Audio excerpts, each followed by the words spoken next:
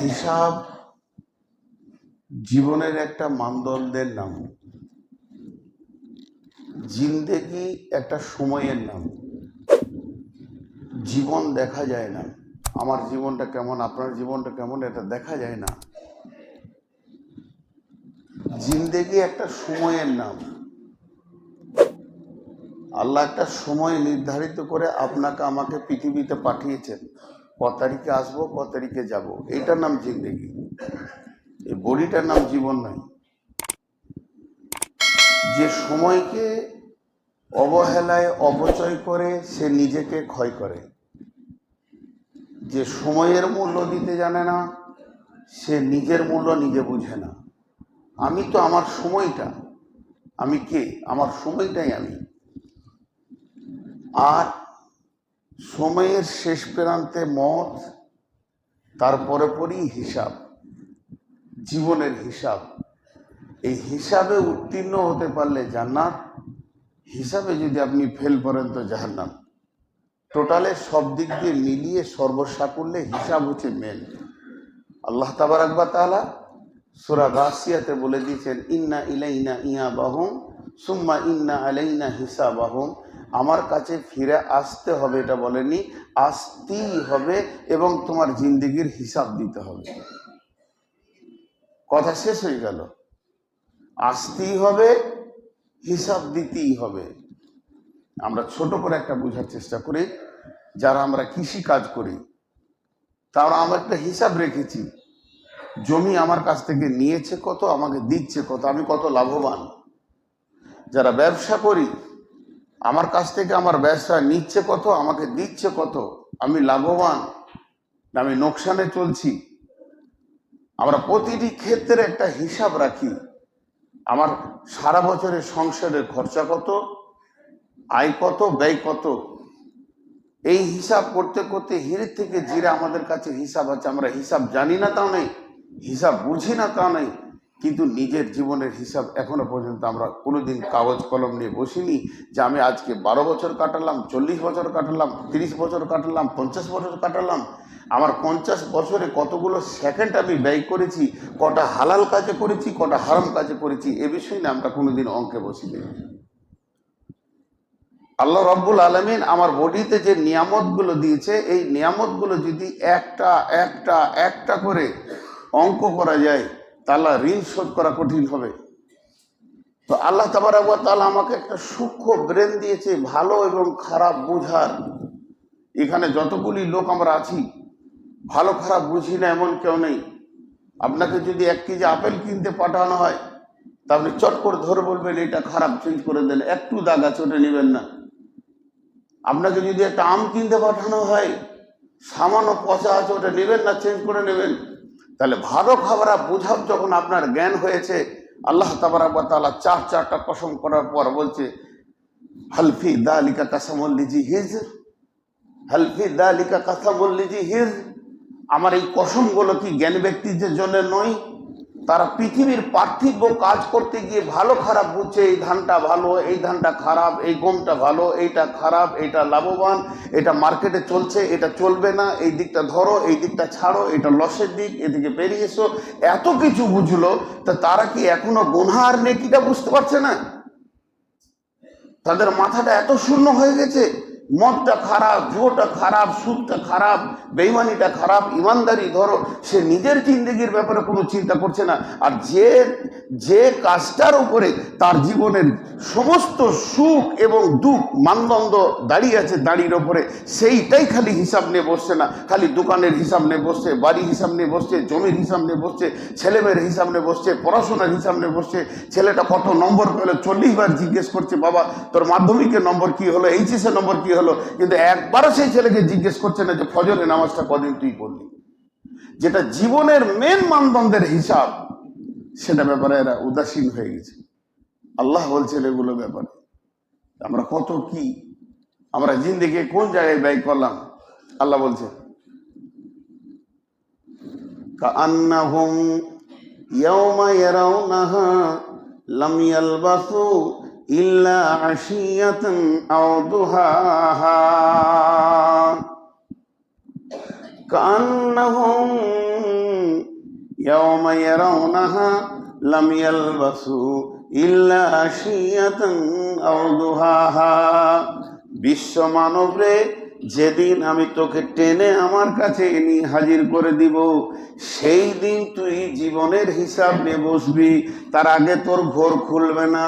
তুই সমস্ত হিসাব করলি, তুই খাতাগুলো দেখগা, আয় ব্যয়, জমি জায়গা, লাভ লস, ব্যবসা বাণিজ্য, ছেলে মেয়ে, বিয়ে শাদী, পৃথিবীর সমস্ত হিসাব নিয়ে তুই বসেছিস। তোর খাতাতে সব হিসাব আছে, কিন্তু যেদিন আমার সামনে তোকে দাঁড় করিয়ে দেওয়া হবে, সেই দিন তুই জীবনের হিসাব খুঁজবি। এত খোঁজা খুঁজবি আমি আমার জীবনে কি করলাম আর কি না করলাম। এখন রবের কাজে হাজির হয়ে গেছি, আর যাদের জন্য জিন্দেগিটা করে দিলাম সেই ফ্যামিলি আমার ডান পাশে বাঁ পাশে নাই, না আছে স্ত্রী, না আছে ছেলে, না আছে মেয়ে, কেউ নাই, আমাকে একাই দাঁড়াতে হয়েছে। আল্লাহ তাবারাক ওয়া তাআলা বলছেন, ওই দিনটা এমন একদিন হবে যেদিন তোর জিন্দেগির হিসাবটা আমি পুঙ্খানুপুঙ্খানু নিব। ওই দিনটা এমন হবে, ইয়াউমা লা তামলিকু নাফসুন লিনাফসিন শাইআ ওয়াল আমরু ইয়াউমাইযিন লিল্লাহ। সেদিন তোর বিবি বলবে না, যৌবনটা আমার কাছে ক্ষয় করেছো, তোমার সঙ্গে আমি আল্লাহর কাছে যাব। ছেলে মেয়ে বলবে না, বাবা তোমার ইনকামে আনন্দ ফুর্তি মেরেছি, তোমার হিসাবে দিন পাশে দাঁড়িয়ে থাকবো, সুপারিশ করব, আল্লাহকে বলে দেব, এরকম কেউ থাকবে না। ওই দিনটা এমন দিন হবে, তোকে একাই ট্যাকেল করে কবর থেকে জান্নাত পর্যন্ত পৌঁছাতে হবে। তো ডানে বামে কোনো সাহায্যকারী পাবি না। তোকে যখন আমি আমার সামনে দাঁড় করিয়ে দেবো, আর আমি খালি ছোট করে জিজ্ঞেস করব, গোলাম পৃথিবীতে কতদিন ছিলি বল? গোলাম পৃথিবী কতদিন করেছিস বল? কতদিন ব্যবসা বাণিজ্য, চাকরি বাকরি, বিয়ে শাদী, ছেলে পিলে, বউ বিটি নিয়ে কতদিন ছিলি? তুই নিজে বলবি, কান্নাহুম ইয়াউমা ইয়ারাউনাহা লাম ইয়ালবাসু ইল্লা আশিয়াতান আও দুহাহা, ইল্লা আশিয়াতান আও দুহাহা, ইল্লা আশিয়াতান আও দুহাহা। আল্লাহ গো, আমি পৃথিবী বলে কিছু জানি না, তবে একটা জায়গাতে এক সকাল কিংবা একটা সন্ধ্যা ছিলাম। ইল্লা আশিয়াতান আও দুহাহা, আমি এক সকাল ছিলাম। বিয়ে, ছেলে, এত কিছু, টাকা, সুদ, বাটপাড়ি, জুয়া, এক সকাল এক সন্ধ্যা ছিলাম। কি করব? মরার আগে একবার মরে জিন্দেগির হিসাবটাকে চেঞ্জ করিনি। দেখেন, একটু খেয়াল করি, জি, সৃষ্টির বিস্ময় বইটাতে লিখছে যে আল্লাহ তাবারাক ওয়া তাআলা মানুষের চোখে, দুটো চোখে 25,000 করে 50,000 লেন্স দিয়েছে। এই যে ক্যামেরা চলছে, এর লেন্সের ছবিটা উঠছে, তো মানুষের একটা চোখে 25,000 লেন্স আছে। আল্লাহ কত করে নিয়ামত! আবার প্রত্যেকটা লেন্সে একটা করে কর্ড আছে, এরকম একটা দুটা কর্ড ছিঁড়ে গেলে ভালো দেখবেন না, উল্টো দেখবেন, 5 কে 7 দেখবেন, 12 কে 18 দেখবেন। তো 25,000 লেন্স দিয়েছে আল্লাহ। ব্রেনে লাখের কোটি কোটি কোষ দিয়েছেন আল্লাহ। কানে কম করে 15 দুগুণে 30,000 মাইক্রোফোন দিয়েছে, যা দিয়ে আমরা শুনি। আল্লাহ নিয়ামত দিয়ে বডিটাকে সাজিয়েছেন। বডিটা ক্ষয় করেছি কার পেছনে? সারা জীবন লোককে দেখলাম এই 25,000 লেন্স দিয়ে ই কেমন, ও কেমন, ই কি, ও কি, ওই ই ওই ওই ওই করে ক্ষয় করে দিলাম। সারা জীবন আমার চোখ দিয়ে দুনিয়াওয়ালাকে দেখলাম, মার্কেটওয়ালাকে দেখলাম, নিজেকে একবার দেখলাম না। যে ব্রেনটা আল্লাহ দিয়েছে, ওই ব্রেনটা দিয়ে লোকের হিসাব শুরু করেছি। ই আবার একে কালকে ভিখারি ছিল, আজকে কোটিপতি, ওকে ওর বাবার মাল ছিল, আজকে রাস্তায় মাতাল। লোকের হিসাব করলাম না। কিন্তু আমি নূর মোহাম্মদ, আমি আল্লাহর গোলাম, কোন প্ল্যাটফর্মে দাঁড়িয়ে আছি একবার নিজের অঙ্কটা নিয়ে বসলাম না। আল্লাহ তাবারাক ওয়া তাআলা বলছে, জিন্দেগিটা ধোঁকাতে কাটিয়ে দিলি গোলাম, তুই একবার ভাবলি না, ইন্না ইলাইনা ইয়াবাহুম সুম্মা ইন্না লাইনা হিসাবাহুম। তোর কাছে গাঁওয়ালার হিসাব নিব না, প্রতিবেশীর হিসাব নিব না, আর তোর কাছে নিব না গোটা পাড়ার হিসাব, তোর কাছে নিব না আর দুনিয়ার হিসাব। লোক কি করলো, কে গরিব ছিল, কে বড় লোক হলো, কে ধনী ছিল, গরিব হয়ে গেল, গেল, কার কত টাকা হলো, কার কে কি করলে, চায়ের দোকানে দিন রাত তোরা অঙ্ক করলি, ওগুলো আমি একটাও চাইনি। আমি তোর কাছে তোর জিন্দেগির হিসাব নিব, এর জন্য তুই রেডি হয়ে থাক। নেই আমাদের চিন্তা সেরা। চলেন একবার সাহাবীদের দিকে চাকায়। একটা সাহাবীর নাম আমর বিন আস রাদিয়াল্লাহু তাআলা আনহু, বিখ্যাত রসুলের সাহাবী। আহা, আমর বিন আস মুমূর্ষ অবস্থায় বিছানায় পড়ে আছে। ছেলেকে বলছে, বাবা আমাকে একটু বিছানা থেকে উঠিয়ে বসাও। আমর বিন আসের থেকে ইতিহাস বলছে ওর ছেলে আরো বিচক্ষণ এবং আরো আল্লাহওয়ালা ছিলেন, খোদাভীরু ছিলেন। বসানো হলো, বলছে আমার পাশে বালিশ দাও, একটু ঠেস দিল। বলছে, বাবা আমি যাদের সাথে সকাল সন্ধ্যা কাটিয়েছি মার্কেটে চলাফেরার উঠা বসার, আমার সাথীগুলোকে ডেকে দাও। যারা আমার অধীনস্থে কাজ করেছে সেই লোকগুলোকে ডেকে দাও। যারা আমার সব থেকে হিতাকাঙ্ক্ষী বন্ধু বান্ধব তাদেরকে ডেকে দাও। সেই লোকগুলোকে ডেকে দেয়া হলো, সব হাজির। ওদেরকে দেখে এবার আর কয়েক মিনিট পর মারা যাবেন। এই অবস্থায় আমর বিন আস চোখের পানিতে কাঁদতে শুরু করলেন। সাথীরা জিজ্ঞেস করছে, আপনি কাঁদছেন কেন? আপনি তো রসুলের সাহাবী। উনি বলছেন, আমার জীবনের হিসাব শুরু হয়ে গেছে, আমি কিছু খুঁজে পাচ্ছি না। তবে তোমাদের কাছ থেকে একটা জিনিস জানতে চাইছি। আমি আমর বিন আস তোমাদের সঙ্গে জীবনের অনেকটা সময় অতিবাহিত করেছি, তোমাদের সঙ্গে অনেক সময় কাটিয়েছি, তোমরা অধীনস্থে আমার কাজ করেছো, তোমরা আমার বন্ধু বান্ধব। আমার বিদায়ের প্রাককালে একবার তোমরা আমার চরিত্র সম্পর্কে বলো। আমি কি সাকসেস মানুষ না নন সাকসেস মানুষ? আমি কি আল্লাহর কাছে বেঁচে যাব না ধরা খেয়ে যাব? আমি নিজেকে কিছুই বুঝতে পারছি না। তোমরা আমার ব্যাপারে একবার মুখ খুলে বলো, আমি তোমাদের কাছে কেমন লোক ছিলাম? সবাই বলছে, আপনি তো ভালো মানুষ, রসুলের সাহাবী, আপনার কাছ থেকে আমরা দুঃখ কষ্ট পাইনি। জোরে ডুকরে কেঁদে উঠলেন। সাথীরা চলে গেল। ছেলেকে বলছে, বাবা আমাকে শুইয়ে দাও। শুয়ে বলছে, ছেলে বলছে, আব্বা আপনার কি বিদায়টা খারাপ মনে হয়েছে?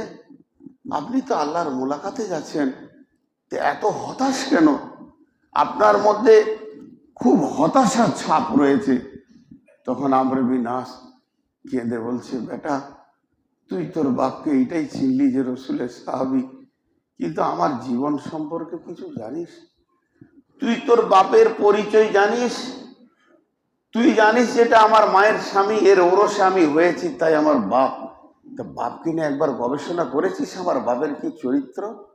যদি না করেছিস, আমার জীবনটা আমি 3 ভাগ করে তোকে দেখিয়ে দিচ্ছি, একবার অঙ্ক করে নে। কাঞ্চার বলছে, বেটা আমার জীবনে প্রথম দিকে আমি ছিলাম রসুলের জানি দুশ্মন।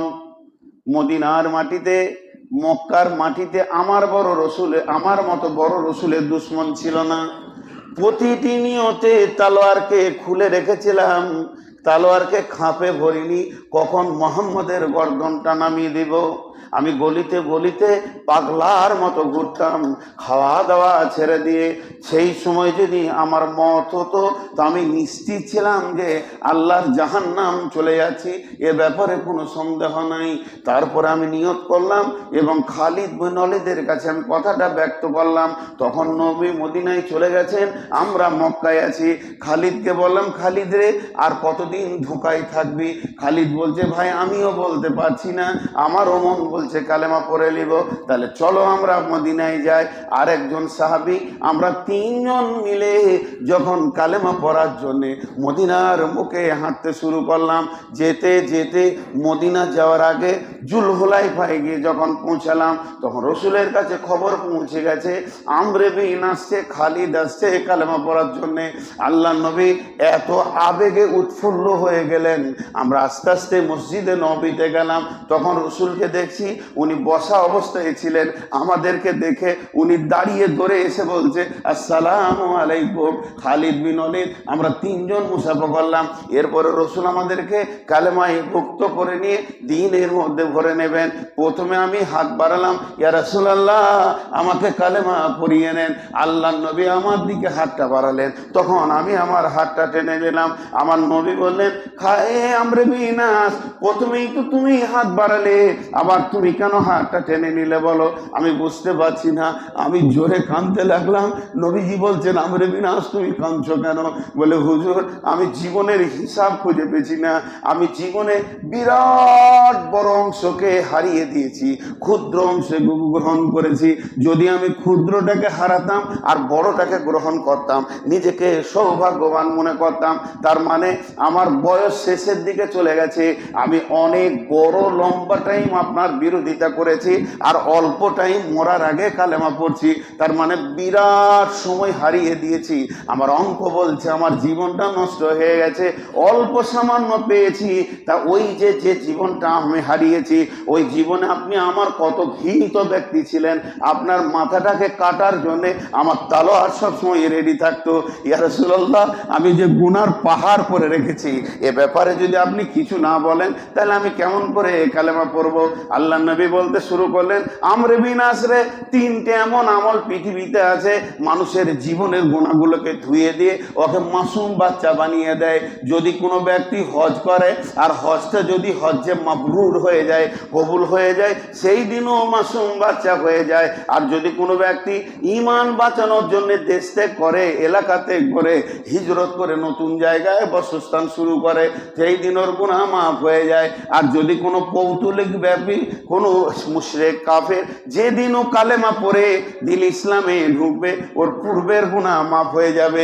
বেটারে, আমি রসুলের হাতটা চট করে ধরে নিয়ে বললাম, আশহাদু আল্লাহ ইলাহা ইল্লাল্লাহু ওয়া আশহাদু আন্না মুহাম্মাদার রাসূলুল্লাহ। বেটা, ওই অবস্থায় যদি আমার মত হতো, আমি নিশ্চিত ছিলাম যে আমি জান্নাতে চলে যাচ্ছি। আমার জান্নাতে যাওয়ার ব্যাপারে কেউ আটকাতে পারবে না। এখন রসুল দুনিয়াতে নাই, চলে গেছেন। আবু বকর চলে গেছেন, উমর চলে গেছেন, ওসমান চলে গেছেন, আলী চলে গেছেন। এরপরে আমরা রিল্যাক্সের দুনিয়াতে পড়ে গেছি। জানি না এই তৃতীয় নম্বর জীবনটাতে আমি নেকি করেছি না গুনাহ করেছি, আমি নিজে কি বুঝতে পারছি না রে বাবা। আমরে বিনাস, রসুলের সাহাবী নিজের জীবনের জায়গাটা খুঁজছে যে আমি নিজে কতটা কি করলাম, আর আমরা সারাদিন লোকের গবেষণায় সময় কাটিয়ে দিচ্ছি। আমি খালি আপনাদের হাতগুলো ধরে বলবো যে আমার জীবনটা কোন জায়গায় আছে একবার খুঁজে বের করি, দেখবেন একটা রাস্তা বেরিয়ে আসবে। অন্তিম জায়গায় পৌঁছে গেলাম, জীবনের শেষ প্রান্তে পৌঁছে গেছি। আর আল্লাহ বলছে, তোকে যেদিন আমার সামনে দাঁড় করাবো, তুই নিজের মুখে বলবি আমি এক সকাল কি এক সন্ধ্যা দুনিয়াতে ছিলাম। আর আমি এমন একজন মানুষ, আলিমুল গায়বি ওয়াশ শাহাদাতি ফায়ুনাব্বিউকুম বিমা কুনতুম তা'মালুন। তোর গোপন থেকে গোপন খবর আমি জানি। তোর বাপ যেটা জানে না, তোর মা যেটা জানে না, আমি ওইটা খবর জানি। তোর সমস্ত গোপন আমল প্রকাশ করবো সেদিন। তুই বলবি একবেলা ছিলাম, আর তোর 70 বছরের জিন্দেগির কুকাজগুলো তোর সামনে তুলে ধরবো। সাহাবারা জেলা মাজমাইন্ডা কি অনুশোচনার জগতে তারা দুনিয়া ছেড়েছেন। আমাদের অনুশোচনাই নেই, আমাদের কোনো চিন্তাই নেই, হাসছি খেলছি দুনিয়া করছি, কোনোদিন একবার নিজেকে হিসাবে বসিনি। এমনও সাহাবী আছে যার ইতিহাসে পাওয়া যায় রাত্রিতে শোয়ার আগে বিছানায় বসে বসে দোয়া দরুদ পড়ার পর এমনি করতো, হিসাব করতো আজকে সারাদিন কতগুলো কথা বলেছি। কারণ জবানের হিসাব নেওয়া হবে। মাই আলফিজু মিন কাউলিন ইল্লা লাদাইহি রাকিবুন আতীদ। তারপরে দেখতো এই কথাটা না বললেও চলতো, হাজী সাহেবকে ঠাট্টা করে বললাম, ওরা যদি ঠাট্টাটা নাই করতাম তো কথা বেশি হয়ে গেল, কিয়ামতের দিনে লোড হয়ে গেল। এর জন্য কান্ত। তারপরে সুতাল্লাহ তুমি মাফ করে দেবো, আজকে দুটো কথা বেশি বলে দিছি, কাল থেকে আর বলবো না। জিন্দেগিকে গুছাতো। ভাইয়া, লম্বা সফরে যদি আপনি উমরাতে, হজে বা সৌদি, কুয়েত বেরিয়ে যান, 3 দিন 7 দিন 10 দিন, 2 মাস 4 মাস থাকবেন সেখানে, সময় যত কম হবে তত ব্যস্ততা বেড়ে যাবে। সময় যত কম হবে তত ব্যস্ততা বেড়ে যাবে। এখন 1 মাস বাকি আছে আপনার টিকিট, আপনি আত্মীয় স্বজনকে দেখা করছেন কুয়েত চলে যাব, আর 20 দিন আছে, সবাইকে ভাই বোনদের দেখা হয়ে গেল, আর 10 দিন আছে, আর 3 দিন আছে।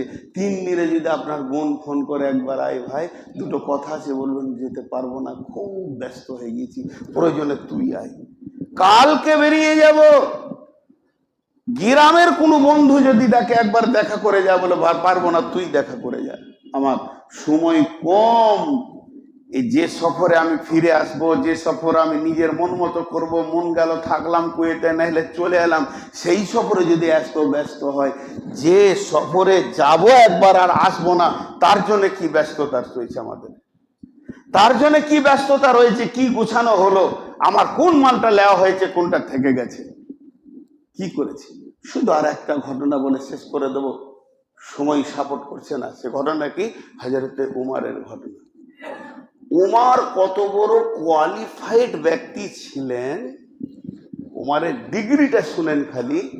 আল্লাহ ওর জবান দিয়ে লক্ষ্য করে কোরআনের কয়েকটা আয়াত নাজিল করেছেন, উমারের জবান দিয়ে লক্ষ্য করে। এই জন্য সাহাবীরা বলতেন মাওফাকুল ওয়াহি, ওহির মতো তোমার জবানের ভাষা। এই আয়াতগুলো তুলে ধরতে গেলে অনেক সময় লাগবে। বিশ্ব নবীকে যখন আল্লাহ হযরত উমর বললেন, ইয়া রাসূলুল্লাহ, হযরত ইব্রাহিম যেখানে, ইব্রাহিমের জায়গাটা কাবা শরীফের পাশেই আছে, ওটা ব্যক্তিগত জায়গা, গোটা মসজিদটা আল্লাহ, আর ওইটা আল্লাহ ইব্রাহিমকে দিয়েছে। আজও কোরআনে রেজিস্ট্রি হয়ে গেছে মাকাম ও ইব্রাহিম, এইখানে মুসল্লা রেখে নামাজ পড়েন। আল্লাহ রসুল সাহাবীদেরকে জিজ্ঞেস করছিলেন, হাবা মুসল্লাটা কোন দিকে রেখে নামাজ পড়বো? চারিদিকে রেখে নামাজ হবে। হযরত উমর বলেছিলেন ইব্রাহিমের জায়গায় রাখেন। সঙ্গে সঙ্গে আয়াত নাজিল হলো, ওয়াত্তাখাযু মিন মাকামি ইব্রাহিম মুসাল্লা। হযরত উমরকে এত আল্লাহ ভালোবাসতেন। উমর রাসূল সাল্লাল্লাহু আলাইহি ওয়াসাল্লাম কি ডিগ্রি দিয়েছেন উমরকে? লাউ কানা বাদি নবিয়ান, লাউ কানা বাদি নবিয়ান কানা লাহু উমর। বিশ্ববাসীরে শুনে নাও, দুনিয়াওয়ালারে শুনে নাও, আমি আখেরি পয়গম্বর বলছি, নবীর দরজা বন্ধ হয়ে গেল আর নবী আসবে না, আমার পরে যদি নবীর দরজাটা খুলে থাকতো, তাহলে ওই জায়গাটা হযরতে উমর দখল করতো। কানা লাহু উমর, আল্লাহ সেটা উমরকে দিতেন। ওর দূরদর্শিতা জ্ঞান এমন ছিল, একটা দূরদর্শিতা জ্ঞানের কথা বললে আপনার আমার মগজ কাজ করবে না, যে হযরত উমর এত সূক্ষ্মদর্শী চিন্তা করতে পারতেন।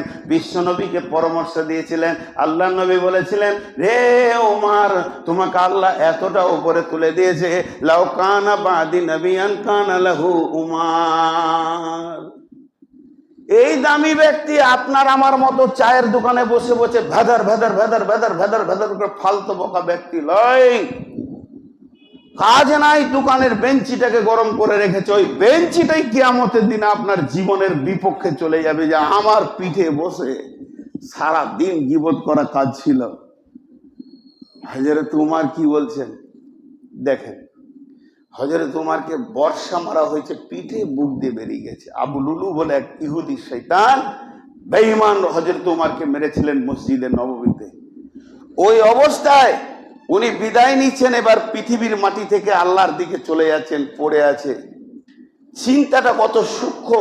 সাহাবীরা হা হতাশ করে দৌড়ে আসছে, আমিরুল মুমিনিনকে বর্ষা মেরে দেওয়া হয়েছে, চ চ চ যাই যাই।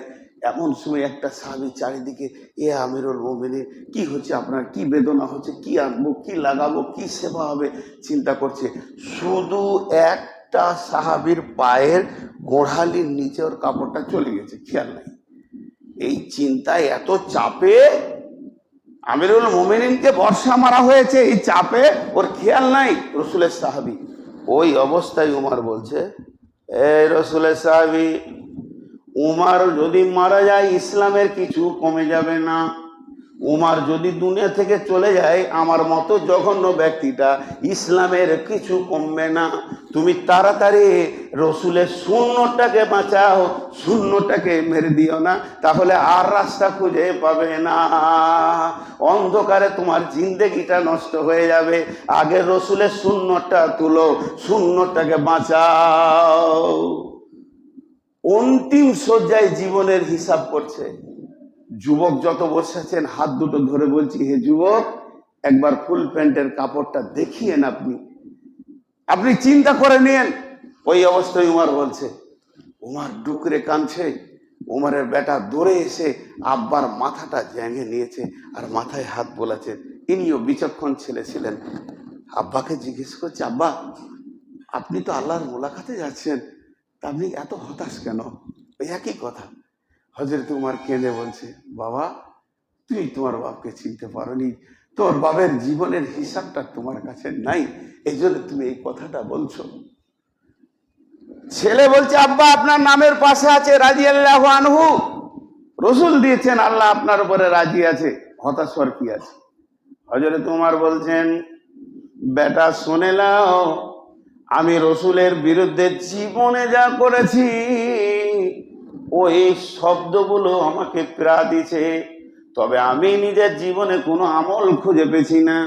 মতটাকে আমি কঠিন মনে করছি না, মরতেই তো হবে, বেঈমান মরবে, ইমানদার মরবে, কিন্তু মরার পর যার সামনে আমাকে যেতে হবে আমাকে বড় লজ্জা লাগছে, কেমন করে তার সামনে দাঁড়াবো? উমারের থলিতে, আমলের থলিতে একটা ভালো আমল এখন আমি খুঁজে পেছি না, এই লজ্জাতে আমি মাথা নত করে রয়েছি। বেটারে, আমার মাথাটা তোমার জ্যাঙ্গে রাখিও না, ওটা মাটিতে ফেলে দাও, আর মাটিতে ঘিঁচতে ঘিঁচতে যদি উমার মরে আর এই দৃশ্যটা দেখে যদি আল্লাহর রহম হয় তাহলে আল্লাহ আমাকে মাফ করে দিতে পারে। তবে একটা কাজ করো, তুমি এখন আম্মা জান আয়েশার কাছে যাও, গিয়ে একটা কথা বলো যে আমার আব্বা পৃথিবী থেকে বিদায় নিতে চলেছে, কিন্তু বিদায়ের আগে আপনার কাছে একটা আবদার রেখেছে। ওখানে রসুল শুয়ে আছেন, পাশে আবু বকর আছেন, এটা তো আপনার ঘর, আপনার হুজরা। আমার আব্বা আবদার করেছে তার দুই সাথীর সঙ্গে কিয়ামত পর্যন্ত শুয়ে থাকবে। এই পারমিশনটা যদি আপনি দিতেন তো আব্বা খুশি হতো, কারণ যেটা রসুল শুয়েছেন এটা আপনার স্বামী, আর যেটা আবু বকর শুয়েছে ওটা আপনার আব্বা। দুইজনকে আপনি জায়গা দিয়েছেন, এরপরে আপনি শুবেন কি কে শুবে? আমার আব্বা একটা আবদার করে আপনার ঘরে সামান্য জায়গা চাইছিল। আম্মা জান আয়েশা বলল যে আমি অনেক ভেবে দেখলাম আমার থেকে হযরত উমারের ইসলামে অনেক কোরবানি আছে, অবদান আছে, অতএব হক রাখে রসুলের এবং আবু বকরের পাশে শোয়া, তা আমি পারমিশন দিয়ে দিলাম।